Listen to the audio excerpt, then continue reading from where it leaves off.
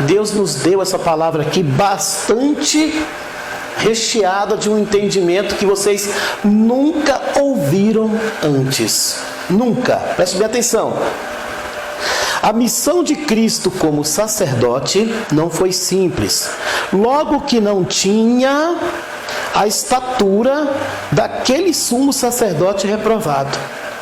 Cristo não tinha a estatura daquele sumo sacerdote reprovado? Não tinha. Ele era um sacerdote, ele não era um sumo sacerdote. Então ele teria que obedecer o sumo sacerdote, não aceitando o que ele pregava, claro, mas teria que obedecer, porque ele era um mero sacerdote ainda. Escute bem, o Eterno precisava executar a missão sem cargo reconhecido.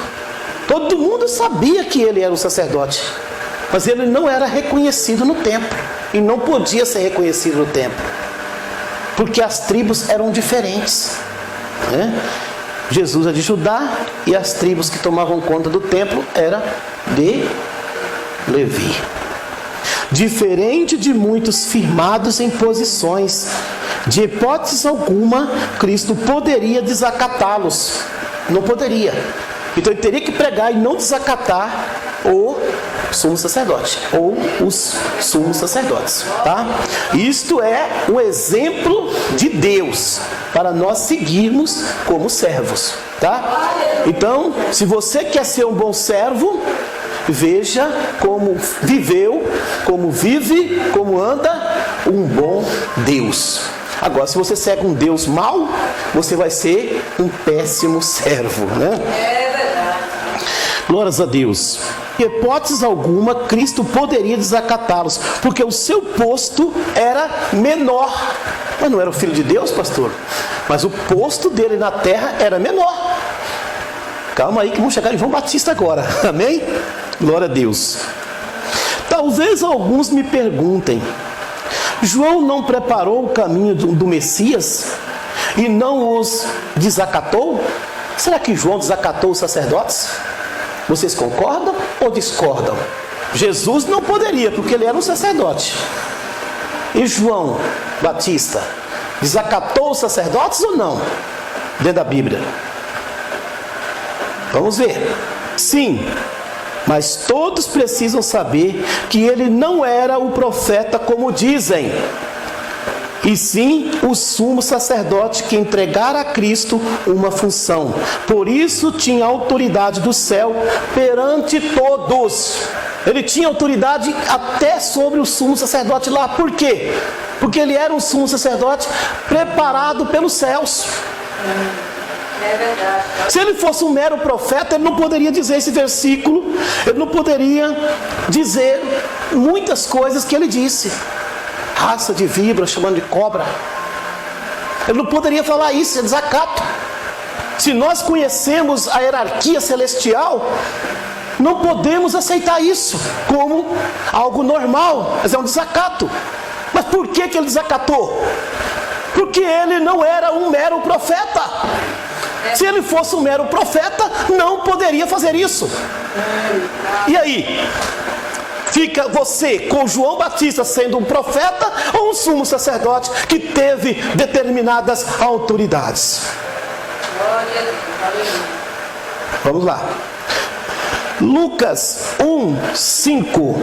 Existiu no tempo de Herodes, rei da Judeia, um sacerdote chamado Zacarias, da ordem de Abias, cuja mulher era das filhas de Arão, e o seu nome era Isabel. Aí muitas pessoas dizem para você: "Ei, mas espera aí, ela era das filhas de Arão, o pai dela chama Arão", porque se o nome dela foi mencionado, o pai dela, biológico,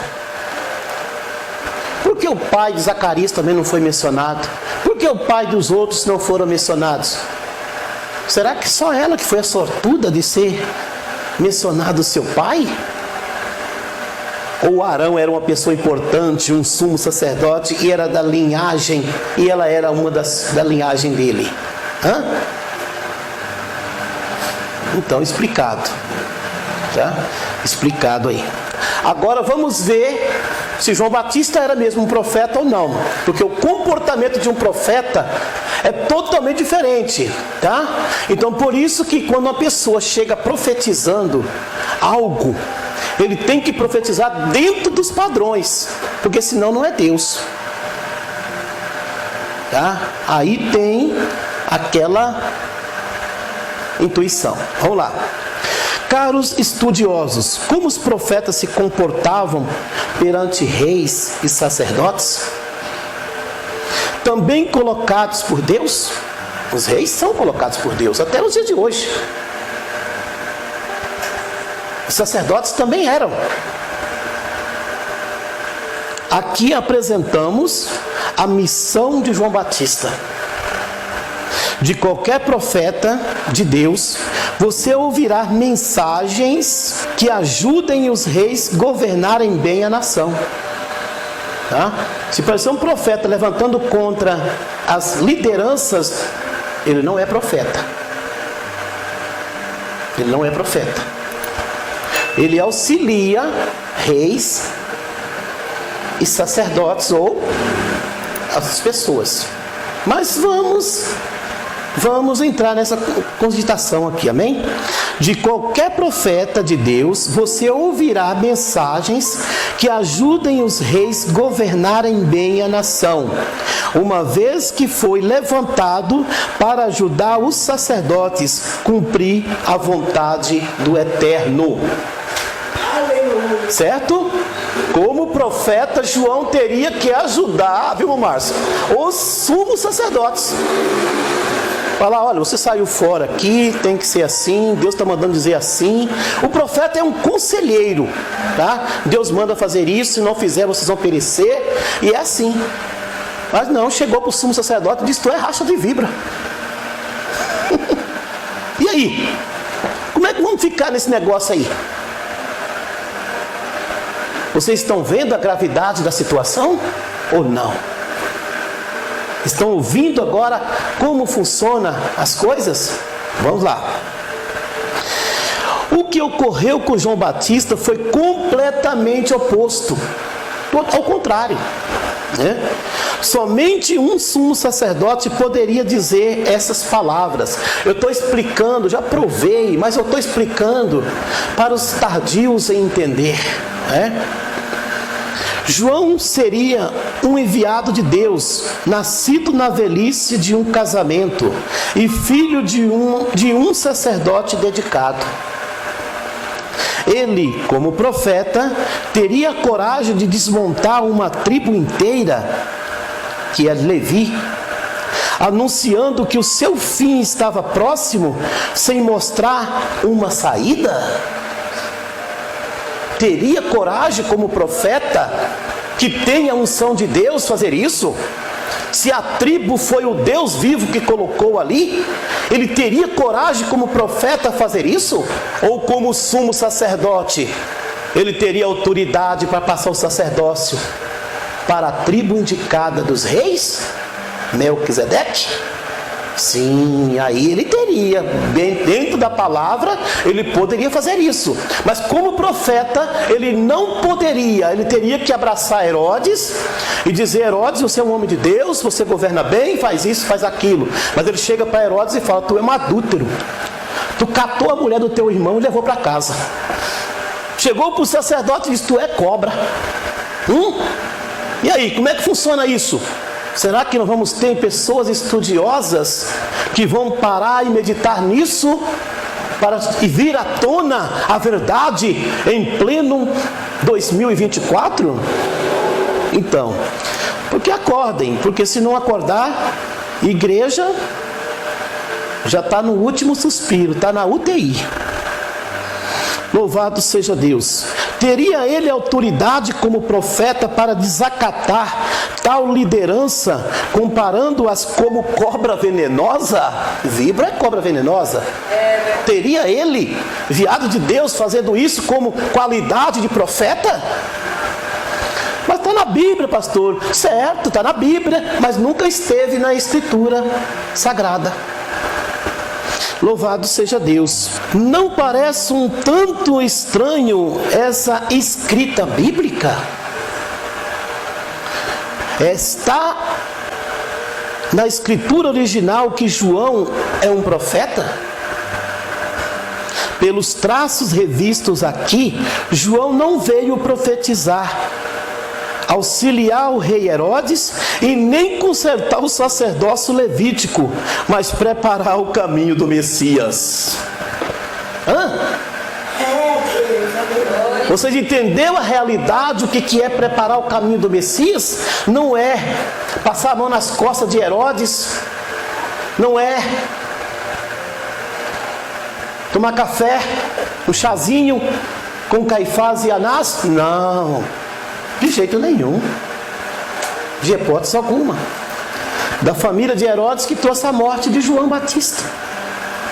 E os sacerdotes mandavam todo dia alguém falar com ele quem ele era. Até um ponto ele dizer que ele era uma cana agitada no deserto. Mas vamos ver aqui. Será que João era profeta mesmo? Vamos ouvir na palavra? Evangelho de João 1:21. E perguntaram-lhe então que: és tu Elias? E disse: não sou. És tu profeta? E respondeu: não. Será que João falou que não era profeta para limpar a própria pele? Será que ele tinha essa covardia? Será que ele era medroso? Será que ele usaria de mentira para fazer uma estratégia? Não. Simplesmente não era. Mas espera aí, pastor. Espera aí. Mas está na Bíblia que ele é profeta. Aí é que está o segredo. É porque Constantino esqueceu de mudar esse versículo aqui, viu? Esqueceu. Ou Deus não permitiu, né?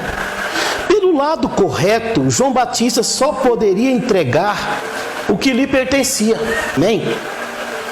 Como Cristo recebeu o sacerdócio, onde mais tarde sua morte se tornou o sumo sacerdote.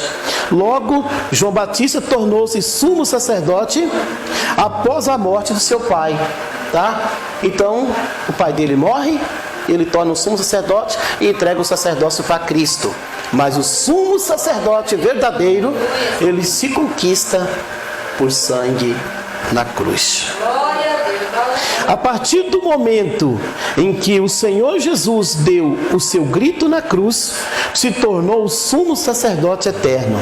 Agora não o conhecemos apenas como Jesus Cristo, mas o sumo sacerdote Jesus, que virá para resgatar as tribos dos filhos de Israel que esperam sua promessa. Tito 2:13.